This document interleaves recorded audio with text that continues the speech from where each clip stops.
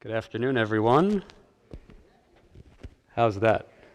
Much better? Everyone can hear me in the back? There you go.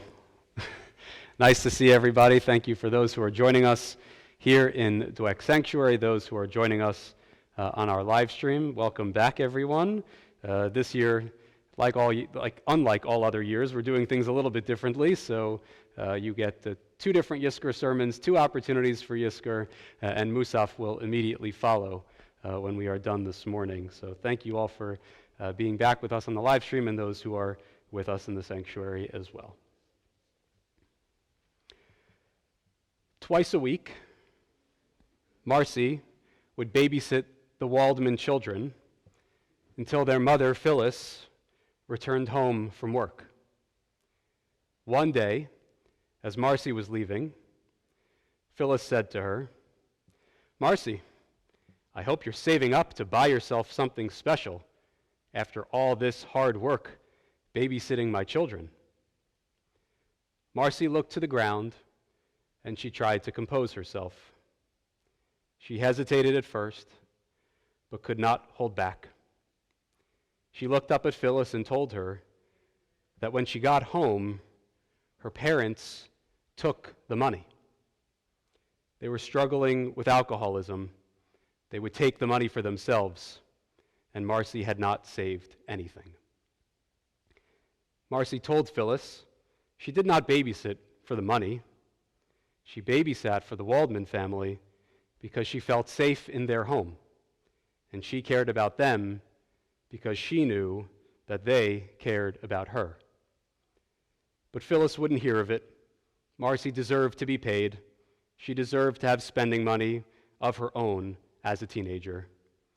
So, whenever she could, Phyllis paid Marcy double the amount. Give this half to your parents. Keep this half for yourself. Knowing that Marcy's home life was in other ways complicated, unfortunately even abusive, Phyllis did what she could to bring joy and happiness to this young woman, to show her that she was loved and that she was cared for. Marcy continued to babysit for the family for many years. She grew very close with parents Phyllis and Dave and with their 4 children, 2 boys and twin girls. One year, Phyllis gave Marcy pearl earrings for her birthday, and Marcy saved them for years. She even wore them on her wedding day to remind her of the love shown to her by this wonderful person. But nobody knew any of these stories about Phyllis and her kindness and generosity. It was a secret between Marcy and Phyllis. Last December, Phyllis passed away. On the day of her funeral, Phyllis's children received an email from their childhood babysitter, Marcy. In that email, Marcy shared with them these stories and a few others, examples of the incredible kindness and generosity of their mother, a woman who did what she could to show love and affection for someone else. For decades, nobody knew any of this, not even Phyllis's own husband. So you can imagine how it felt to hear all of this for the first time.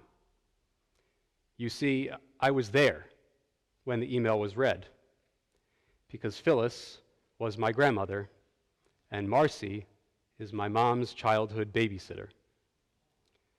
The 13 grandchildren of Phyllis, affectionately known to us by her Hebrew name, Pesci, always knew that she was a loving, a generous, and a special woman. But none of us knew the extent of her ma'asim tovim, her good deeds. There is so much about this beautiful person's life that we only learned after she was gone. How many other good deeds did she perform in this world? What else did she do that we do not yet know about, and perhaps never will? I bring this story not because it is a unique one, but because it is so common. When our loved ones depart from this earth, it is not uncommon for family members, friends, and even complete strangers to step forward and share similar testimony. Stories about what the deceased did for them during their time of need. So what can we learn from these stories. In our morning tefillot, we recite a very brief personal prayer near the beginning of the service, so early that most people aren't there to actually say it. Le'olam yehei adam yirei shemayim b'seiter uvegalui. One should always revere God, both in private and in public. To revere God is to be an honest and righteous person, guided by morals, values, and the teachings of Judaism. One should strive to be a good person, to be a mensch, both in public and in private, when people are looking and when they are not, when we will be rewarded and when we will not. What we do, b'seiter, in private, is as much a part of our legacy as the things that we do bigalui, in public. This prayer reminds us that we are a composite of that which we do in public and that which we do in private. In the eyes of God, the two cannot be separated, but are considered together in determining whether we are indeed yirei shemayim, those who fear God, those who revere God. But the good that is done privately does not always make its way into the open, and some stories remain secreted away forever. They are the hidden things, the nistarot, that belong to that person and to God. Whether we declare them openly or not, they are part of who we are and who God sees when we stand before God on this Yom Kippur day. If and when we are privileged to know about the stories of others, then we have an obligation to share them, especially after they are gone, to perpetuate the values imparted to us by the lives they led. The hidden stories that they leave behind are their legacy, and we honor them by exemplifying the values of those stories in our own lives. As human beings, we build our legacy during our time here in this world, and that legacy continues to grow and evolve even when we are gone. We hope that it guides our descendants. Sometimes, a great part of our legacy is known and public. I cannot help but think of Justice Ruth Bader Ginsburg, of blessed memory, and the legacy that she has left to our country and to us as a Jewish community. She was a trailblazer, a powerful voice in our community and in our country for equality under the law for all Americans. And she also leaves behind a more private legacy, a series of ma'asim tovim, of good deeds that she performed behind the scenes, off the bench and out of sight.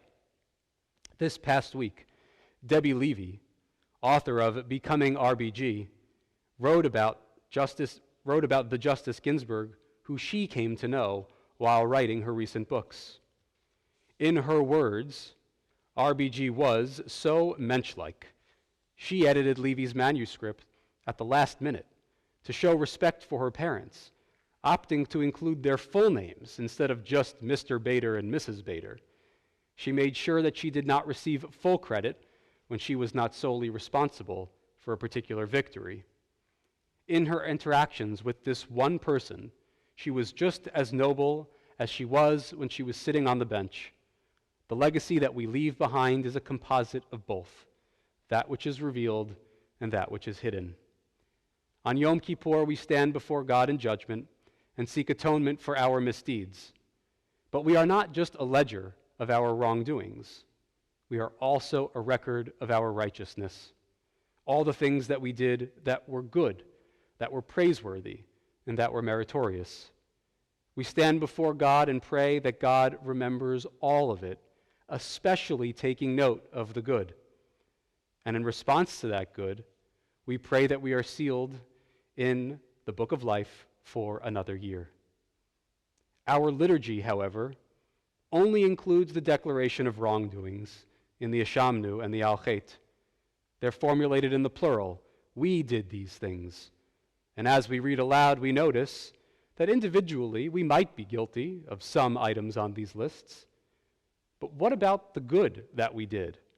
If God takes note of everything, a full accounting and a reckoning of our year, is there room to account for the good? A few years ago, Rabbi Avi Weiss, founding rabbi of the Hebrew Institute of Riverdale, wrote a vidui latov, a confession of the good. Ahavnu, berachnu, gadalnu, dibarnu yofi.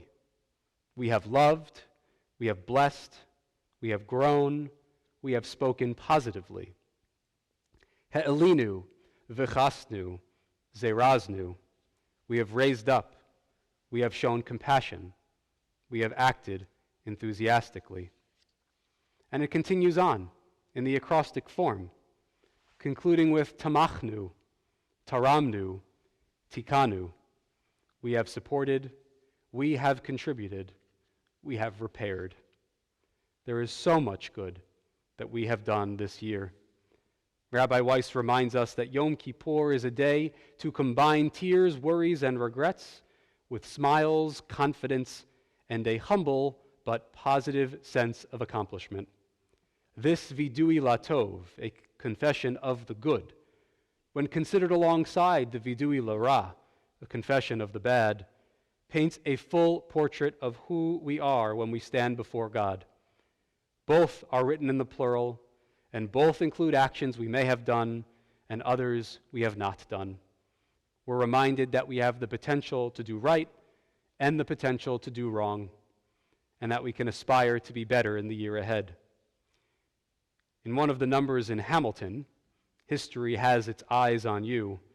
A wise future President George Washington counsels a young Alexander Hamilton. Let me tell you what I wish I'd known when I was young and dreamed of glory. You have no control who lives, who dies, who tells your story. Who lives and who dies, that is in the hands of God. That is a message that the liturgy repeats over and over on these high holidays. And over this, we have very little control. But Judaism teaches otherwise about our stories. Although we may not have complete control, we do have an obligation to be the tellers of our own stories. Once we depart from this world, then we no longer have control over who tells our stories, nor do we control how they tell it. And that is why it is so important that we live as Yirei Shemayim, as those who fear God and revere God, both in private and in public, b'seter uvegalui. If we can manage to do that, then our descendants will testify to our good, just as we stand here today and testify about the good of our forebears. In a few moments, we will recite the Yizkor memorial prayers. With Yizkor, we remember. We remember those who departed the world years ago, and we remember those who departed more recently. We remember those who departed this world as a result of the pandemic, and we remember those who departed in its midst. When we remember them, I encourage you to remember their stories. We remember the stories known to all, and we remember the stories that are our precious holdings alone. We remember the parts of them that were known to all, the person who they were, bigalui, in public, and we remember who they were, b'seter, in private. With Yizkor, we honor them, we honor their legacy, and we commit ourselves to embodying the values that they demonstrated in those stories. On this Yom Kippur day, we admit that we have fallen short, and we take pride that we have done well. We have done well publicly, we have done well privately. May God be a just and compassionate judge, remembering us latova, for good. May we be remembered for good. May we be inscribed in the book of life. We honor the legacy of our loved ones. May they too be remembered for good, and let us inscribe their stories in our book of life.